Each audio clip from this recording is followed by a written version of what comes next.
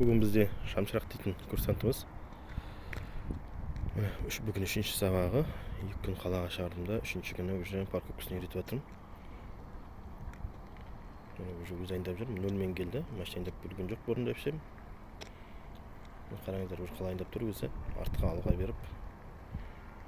Қазір біз задний парковканы жасап отырмыз. О, міне.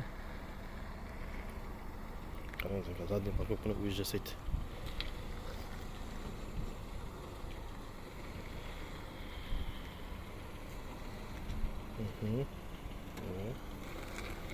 Міне, қараңыздар қалай.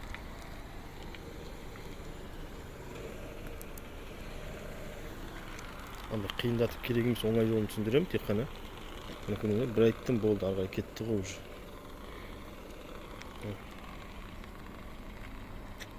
Тіп-тіке тұр.